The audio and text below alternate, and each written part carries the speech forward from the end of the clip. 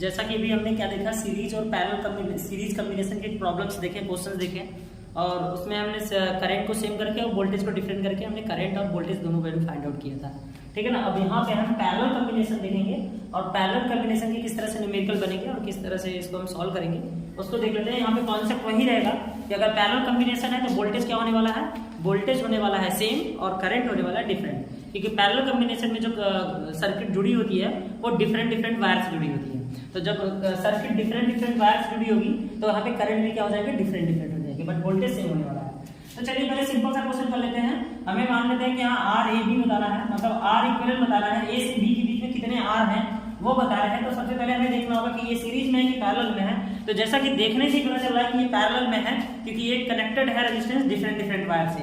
तो यहाँ पे सीधा बात कर लेंगे, ये 1/r plus 1/r plus 1/r, क्योंकि 1/r1 plus 1/r2 plus 1/r3। तो यहाँ पे 1/r1 भी आर है, R2 भी आर है, R3 भी आर है, सब जगह पे आर हो जाएगा। और अगर इसका एलसीएम की बात करें, ये फॉर्मूला जो होता है 1/r इक्विवेलेंट इक्वल टू होता है, r इक्विवेलेंट को हम ए बी भी लिख सकते हैं। तो ये आंसर क्या आएगा इसका, ये होगा एलसीएम सबका r हो जाएगा 1 2 3, तो यहाँ पे 3 जुड़ जाएगा।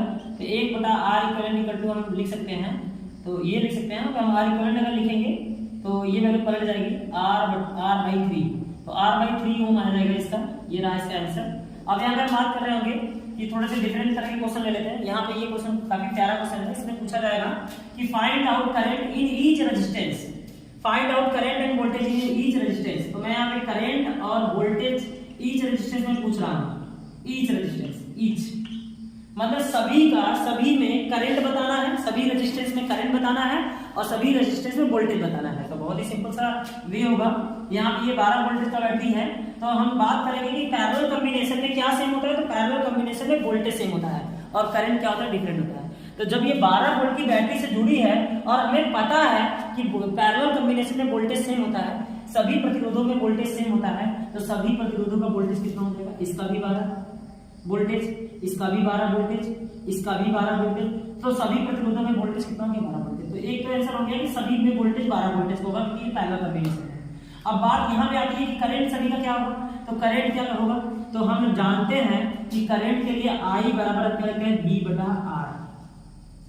तो अगर हम पहले का I1 निकालना चाहते हैं, जैसे इसका करंट I1 हो, इसका करंट I2 हो, इसका करंट I3 हो, क्योंकि यहाँ से I जाएगा तो यहाँ पे I 3 जगहों पे बढ़ जाएगा। अगर हम I1 की बात करें तो V/R1, तो इसका V कितना है, V कितना है 12 और R कितना है 3, तो 3 चौके कितना होगा 12, जो कि हमें पता चल गया कि इसमें करंट कितना होगा, I1 में करंट कितना होगा, तो I1 में 4 एम्पीयर का करंट होगा, करंट का यूनिट एम्पीयर। चलिए I2 को निकाल लेते हैं।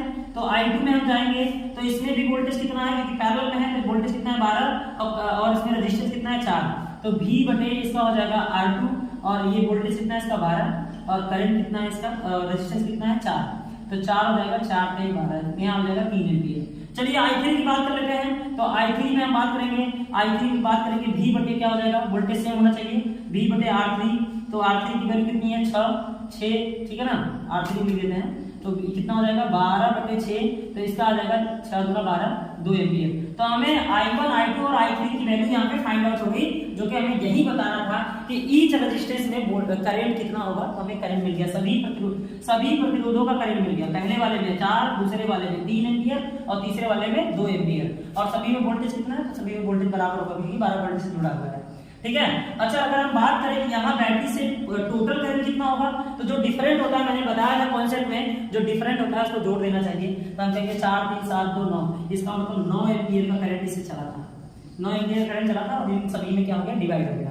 चलिए बात कर लेते हैं, एक छोटा सा क्वेश्चन, फिर से प्यारा सा क्वेश्चन देख लेते हैं। यहाँ RAB बताना है, RAB बताना है, तो R इक्विवेलेंट बराबर हो जाएगा, R इक्विवेलेंट बराबर 1/2 प्लस 1/3, 1/4।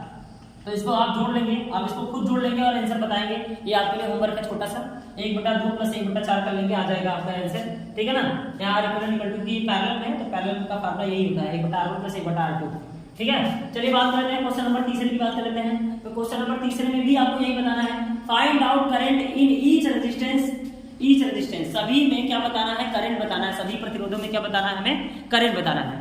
तो सिंपल सा तरीका है, जैसे हमने यहाँ पे कॉन्सेप्ट लिया वही हो जाएगा। ये 18 वोल्ट से जुड़ा है, तो पैरेलल कॉम्बिनेशन में क्या सेम होता है, तो पैरेलल कॉम्बिनेशन में वोल्टेज सेम होता है। तो चलिए 18 वोल्ट ये भी होगा इसका, 18 वोल्ट इसका भी होगा और 18 वोल्ट इसका भी होगा। वही कॉन्सेप्ट काम कर रहा है जो कॉन्सेप्ट हमने डेरिवेशन के टाइम पे बता दिया है नेक्स्ट हमारे प्रीवियस लेक्चर में। तो हमने यहाँ बात करेंगे सभी का वोल्टेज क्या होगा, सेम होगा। प्रीवियस लेक्चर की बात छोड़ो, अभी जो न्यू चल रहा है उसको डायरेक्टली कॉन्सेप्ट में अपने लो। मैं यहाँ पे बार बार बता रहा हूँ कि वोल्टेज क्या होना चाहिए, पैरेलल में सेम होना चाहिए, तो करंट अपने आप मिल जाएगा। ठीक है, तो चलिए बात कर लेते हैं। अगर यहाँ से करंट आया होगा आई, तो करंट यहाँ पे I1, यहाँ पे करंट I2 और यहाँ पे करंट I3 बढ़ गया होगा और हम सबको निकाल सकते हैं। चलिए I1 का करंट निकालना है मुझे, ईच का करंट बताना है। तब क्या V बटे क्या हो जाएगा, पहले का R1, तो V वोल्टेज कितना है 18 और करंट कितना, इसका रेजिस्टेंस कितना है 6 3 18 कितना आ जाएगा 3 एम्पीयर का करंट। चलिए I2 में बात कर लेते हैं, इसका भी निकल जाएगा, तो इसका भी कितना निकलेगा V बटे R2, तो इसका वोल्टेज कितना है 18 और R2 कितना है 3, तो 3 6 18 इसका कितना आ जाएगा 6 एम्पीयर। चलिए I3 में बात कर लेते हैं, तो I3 में वोल्टेज कितना है, V बटे R3, वोल्टेज कितना है उसका 18 और रेजिस्टेंस कितना है 9, तो 9 गुना 18, तो यहाँ पे आ गया 2 एम्पीयर। इसका मतलब 3 एम्पीयर 6 एम्पीयर और 2 एम्पीयर। इसका मतलब हम कह सकते हैं कि सप्लाई करंट कितना रहा होगा, तो सप्लाई करंट इन सबको जोड़ के देखो 6 3 9 और 9 2 11, इसका मतलब 11 एम्पीयर का करंट यहाँ से चला होगा। ठीक है ना, इस तरह से हमने करंट फाइंड आउट कर लिया ईच रेजिस्टेंस का। अब यहाँ पे बात करेंगे फिर से वही है प्यारा सा क्वेश्चन, और इसमें भी यही बताना है find out current in each resistance. तो ये क्वेश्चन आपके लिए है, चाहे तो आप कर सकते हैं इसको बहुत ही सिंपल तरीके से। ये क्वेश्चन आपके होमवर्क में रहेगा और आप कमेंट में जाएंगे और बताएंगे आंसर क्या आया, I1 I2 I3 की वैल्यू क्या आई है। ठीक है ना, तो आप जाइए वीडियो के नीचे कमेंट में और हमारे चैनल को सब्सक्राइब करिए और ज्यादा से ज्यादा लोगों तक पहुंचाइए और इस क्वेश्चन को आप सॉल्व करिए। ठीक है ना, सॉल्व करके कमेंट में बताइए कि आंसर क्या आ रहा है। ठीक है, ये आपके लिए होमवर्क